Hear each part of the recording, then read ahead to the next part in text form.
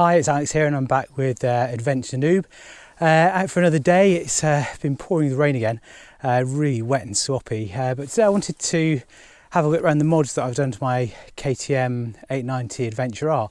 It's very easy when you're starting off to sort of buy everything, but what I tried to do was take an approach where I sort of worked out what's trying to break, what's going to break when we ride this thing, when we drop it.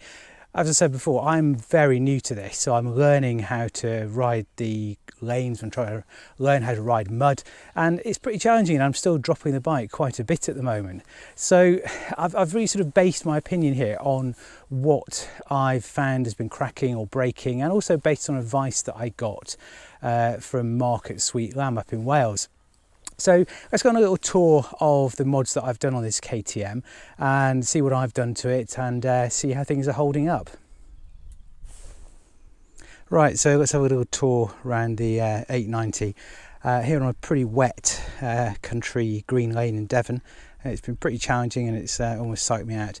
So I've already done a video on the lights, so we know the lights are there and they work extremely well, so have a look at my video for that. We've just got a random dog come through, unexpected, but I think the owners are quite a long way behind. Ready? Ready? So I've already done a video about the Denali Lights, so check out that video, just a review of them and how well they work and some dark footage on the lanes. Should give a really good idea about how those lights work, but no regrets about those. They're a really, really good addition to the bike and I'm really happy with those. So these are the Turritek handguards, and I got the wind deflectors with them as well. They're made of aluminium and pretty robust. I've dropped the bike quite a few times and they're really doing well. So the reason I put these on is that the original KTM handguards are made of plastic and they weren't bad, but after a couple of drops one of them was beginning to crack and then it did break completely eventually. So I wanted something a bit more robust just to protect my levers. On the other side is the one that's seen a bit of battle damage. So I dropped the bike yesterday on some really slippery mud, and you can see that the actual aluminium is fine. All this bit has been really protective, but the actual plastic handguard bit broke off and it's left some jaggedy bits. But that's absolutely fine. And what's interesting about that is, having ridden around now without the handguard, it does show that even though they're quite small, they do give really, really good wind protection. So I'm really impressed with those. They've done their job and I'm really pleased with that as an add-on to the bike.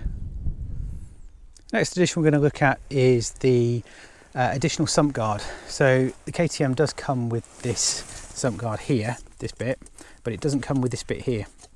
And what you found initially when I was doing the mud and the lanes was that leaves and mud would just catch in here, which was a real issue. It was just completely solid with mud and leaves. And I did hear from one of the workshop mechanics that this can affect the lambda sensor on the engine. So it's actually quite important to protect this bit from debris and stop it accumulating.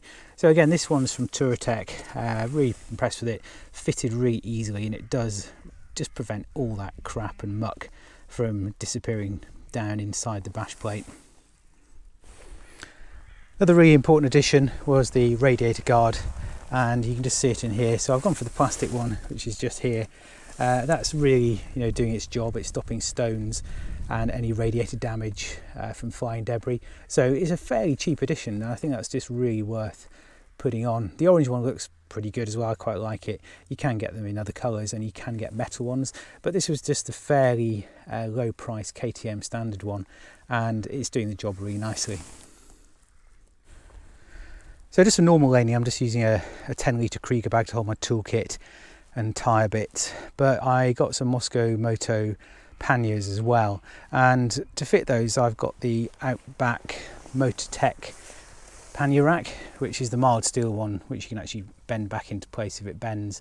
Went on really easy to fit, and one of the benefits of this is it actually does give some protection.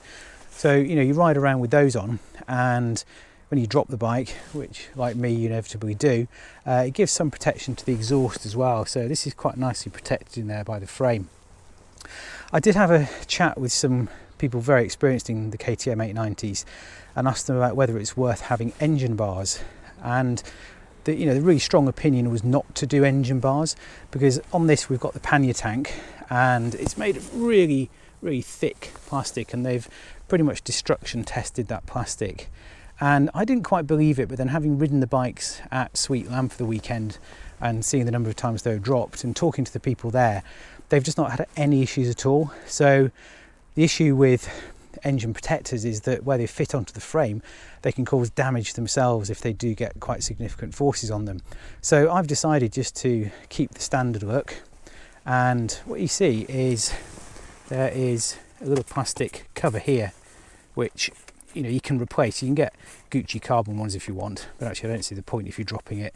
You can see mine's covered in mud, so that's just a nice protective bit which takes the cosmetic hits.